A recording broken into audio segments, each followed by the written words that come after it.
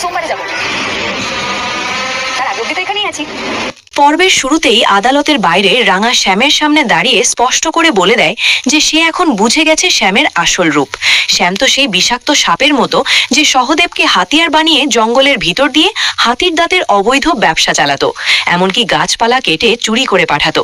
রাঙা জোর দিয়ে বলে এসবের সব প্রমাণ সে আইনের কাছে তুলে ধরবে এবং শ্যামকে ধরে টেনে জেলের ভিতর ঠেলে দেবে। আরো যোগ করে যে জঙ্গল তার কাছে মায়ের মতো, তাই সেখানে কোনো অন্যায় দেখলে সে কাউকে মাফ করবে না, যতই কষ্ট হোক শাস্তি তো দিতেই হবে। এরপর রাঙা শ্যামকে চেতাবনী দেয় যে তার প্রেমিকাকেও ভালো করে সাবধান করে দিতে বলো। সে যতই লুকিয়ে যাক না কেন, রাঙা খুঁজে বার করে তাকেও তার করা ভুলের জন্য সাজা দেবে। শ্যাম কিছু বলতে যাবে, কিন্তু ঠিক তখনই সত্যজিৎ এসে পড়ায় শ্যাম চুপচাপ সরে পড়ে। কিছু পরে ঝুমুর কোর্ট থেকে বেরিয়ে রাঙাকে আলিঙ্গন করে। রাঙা তাকে আশ্বস্ত করে বলে এখন তোর আর কোনো চিন্তা করার দরকার নেই, মন লাগিয়ে পড়াশোনা কর, সবসময় সত্যের পথে থাক, আর শিকড়কে কখনো ভুল করে দেখিস না, তার পাশে থেকে কোনো খারাপ কাজ হতে দিস না। এদিকে দৃশ্য বদলে যায় বাড়িতে। বৃন্দা ঘরে ঢুকে ড্রয়িং রুমে বসে খাওয়া শুরু করে। পাশে পাঞ্জালি দাঁড়িয়ে রাগে ফুঁসছে। উপর থেকে ময়না আর সার্থক তাকে দেখে হতবাক হয়ে যায়। ময়না সার্থককে বলে এই মেয়েটা তো একদম বেহায়া, পালিয়ে না গিয়ে এখনো এখানে বসে আছে, তাও কি নিশ্চিন্ত মনে খাচ্ছে যেন কিছুই হয়নি। এর মধ্যে একলব্য এসে বৃন্দাকে দেখে বলে বড় বৌদি তুমি এখানে কি করছো? তারপর অঙ্কুরকে বলে তুমি এখনো পুলিশকে খবর দাওনি কেন? তাড়াতাড়ি সত্যজিৎ স্যারকে কল করে বলো পুলিশ পাঠাতে। সার্থকও বলে ওঠে তোমাকে এই বাড়িতে ঢোকার অনুমতি কে দিল? কেন আবার ফিরে এলে? ঠিক তখন রাঙা এসে বলে আমিই তাকে আসতে বলেছি।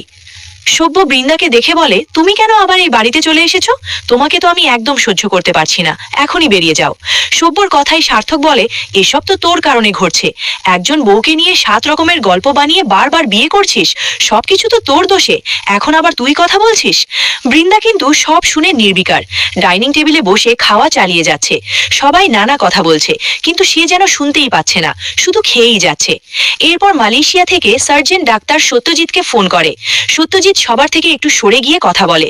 তখন রাঙা বৃন্দাকে বলে আর বেশি সময় নেই, তোর এই খাওয়া দাওয়া সব শীঘ্রই শেষ হয়ে যাবে, তোর এত বড় বড় কথা বলা সব অস্থায়ী, পুলিশ এসে তোকে টেনে হিঁচড়ে নিয়ে যাবে। সত্যজিৎ ফোন শেষ করে রাঙাকে বলে ডাক্তার সব স্বীকার করেছে, যে লোকটাকে প্লাস্টিক সার্জারি করে একলব্যের মুখ লাগিয়েছে সে বৃন্দা বসু নয়, তার নাম অনুপমা সেন শর্মা। এই নাম শুনে বাড়ির সবাই চমকে যায়। রাঙা বলে তাহলে সিসিটিভি ফুটেজ থেকে তো প্রমাণ পাওয়া যাবে, কিন্তু সত্যজিৎ বলে সেটাও সম্ভব নয়, কারণ 4 দিন ধরে ক্যামেরা খারাপ ছিল, রিপেয়ারের জন্য রিপোর্ট করা হয়েছিল, তাই কোনো প্রমাণ নেই। বড় বৌদি সবকিছু এমন ভাবে লুকিয়ে রেখেছে যে শাস্তি দেওয়া যাবে না। পাঞ্জালি বলে কিন্তু এমন বিপজ্জনক মানুষকে আমরা কি করে বাড়িতে রাখবো? জেলে থাকুক বা বাইরে, এখানে তো কোনোভাবেই থাকতে পারবে না, তোমরা এখনই এই মহিলাকে বের করে দাও। বৃন্দা সত্যজিৎকে বলে তুমি তো স্পেশাল ব্রাঞ্চের সিনিয়র অফিসার, তাহলে কি করে এসব মিথ্যে কথা বিশ্বাস করছো? আমি তো কখনো কারো কোনো ক্ষতি করিনি, ঠাকুর আমার সাথে আছে বলেই হয়তো আজও সবার হাত থেকে বেঁচে গেছি। সভ্য বলে আমি কাল কোর্টে গিয়ে তোমাকে ডিভোর্স দেব, তারপর বাড়ি থেকে তাড়িয়ে দেব। বৃন্দা বলে যদি কোর্ট রায় দেয় তাহলে আমি নিজেই চলে যাব। এ বলে সে ঘরে চলে যায়। সভ্য রাগে লাফাচ্ছে। তখন অঙ্কুর বলে ভাই তোমার বউকে এভাবে তাড়ানো সহজ নয়, সে খুব চালাক, সব দিক থেকে পরিকল্পনা করে নেমেছে। রাঙা সত্যজিৎকে বলে কিন্তু বড় বৌদিকে এভাবে ছাড়া রাখলে তো চলবে না, যে কোনো মুহূর্তে কাউকে ক্ষতি করে দিতে পারে, আমরা জেনেও কি করে তাকে বাইরে রাখবো? পরের দৃশ্যে বৃন্দা ঘরে গিয়ে শ্যামকে কল করে বলে আমাকে কয়েকদিন অপেক্ষা করতে দাও, রাঙা কবে ফরেস্ট ফাইটারের চাকরিতে ফিরবে সেটা জেনে নি, এত তাড়াহুড়ো করলে কি করে চলবে?